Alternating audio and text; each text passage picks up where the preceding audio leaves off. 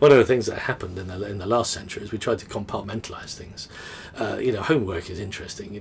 Children can't be filling their time at home properly, so we'll send them home with a task. And parents were sort of nipping into IKEA and buying desks and trying to recreate the vision of the school in the corner of the room. You should be sitting down doing your homework. You're not allowed to play music at school. You can't play it now. And actually, what kids were doing in home was they were learning really well. They were working, chasing after the role model of their older sibling and trying to reinforce their understanding by working with younger ones. They were talking to their granny about their memories. They were in the scouts and the swimming club, in the orchestra, and they were heavily engaged in learning. But none of that counted in the school because it wasn't. Now that's over. The school as this little kind of box where everything happens. All the edges.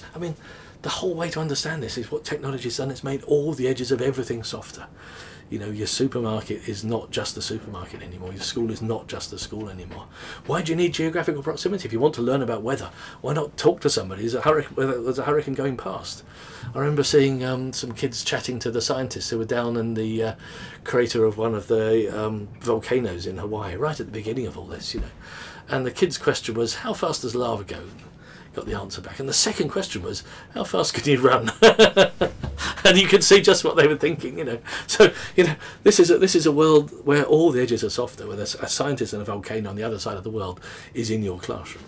And where kids on the other side of the world are in your classroom, and where your mum and your granny's in your classroom. And that's a very different world. Now, schools can't own it all. They can't own it all, but they can inspire it all. That's a much better role. It's funny, in the very earliest days of all this, I'm very old, people saw Space Invaders or Pac-Man or whatever and thought they could see that kids were concentrating.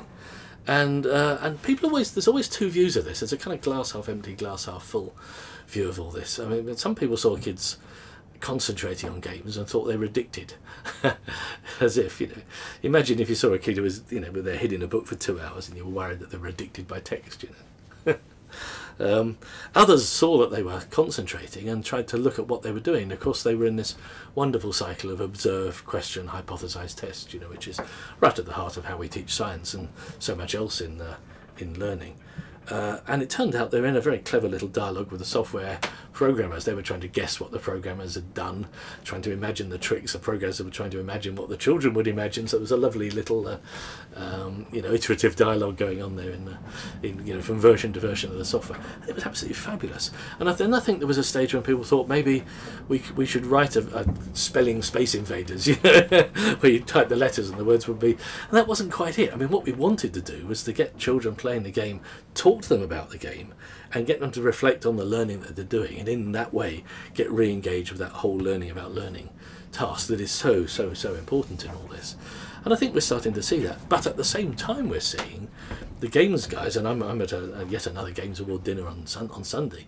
They've suddenly realised that there's very little more seductive than learning, and that people love to learn. That's why we're here. That's how evolution works. We didn't love to learn, we'd all be slugs, wouldn't we? So we love to learn, and there's something very seductive about learning. And the games guys are just starting to realise that games that are really overtly about learning are pretty engaging as well for all ages and across gender and across culture. So it turns out that we'd often dreamt, I think, that games would seduce children into learning. And if only we could have learning games, we'd be there.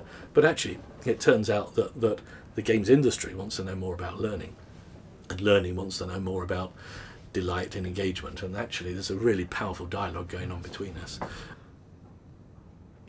What ICT has done is open the door so that you can perform and be excellent in a range of different places. And instead of getting people heading off like lemmings, leaping off every cliff they can find, what that's turned into is people being hugely ambitious for their learning, and sure, learning in different ways. This is an age of personalised learning, but those different ways are all leading to the same place, an ambitious target for learning, which we never had before.